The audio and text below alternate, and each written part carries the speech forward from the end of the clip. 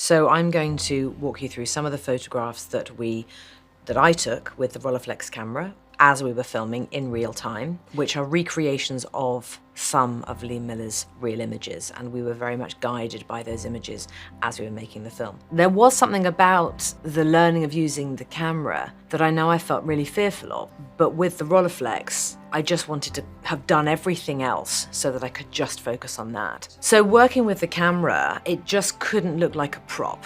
It had to be an extension of my arms, and I had to just do it without thinking. So this first image here is of two women in London wearing, they're fire masks actually is what they are. They're kind of ridiculous, to be honest. How on earth they could have worked, I don't know. But firefighters would wear these. Audrey Withers was a volunteer for the fire brigade during the war, and Vogue was bombed out during the Blitz, and they had to work in the basement, and they just carried on.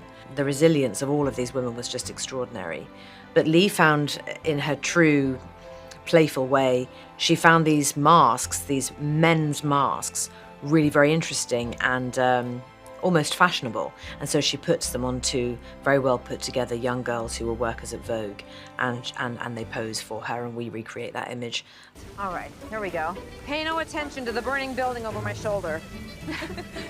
So this is a scene in which a female collaborator is being shamed and ridiculed in the square in St. Malo, and she's having her head shaved. She's being called a whore, she's being spat at, and all Lee could do was to bear witness. And the actress who played the role of this young woman who had to sit there and have her head shaved, this actress is actually a dancer, a French dancer, incredible.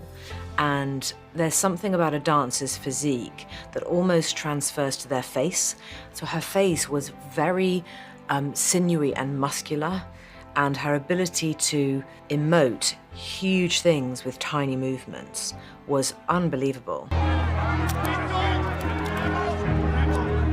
We called this the Leipzig suicide scene, and the Burgermeister, and he then convinced his wife and 16-year-old daughter to all take their lives.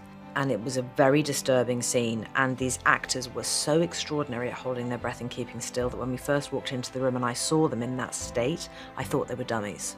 And I couldn't believe how lifelike they were, and I thought, wow, we must have had a good budget, enough to get VFX to do phenomenally convincing dead bodies. And then these human beings sat up, it was really one of those weird moments, almost like a mannequin in a shop window suddenly coming to life. They were incredible.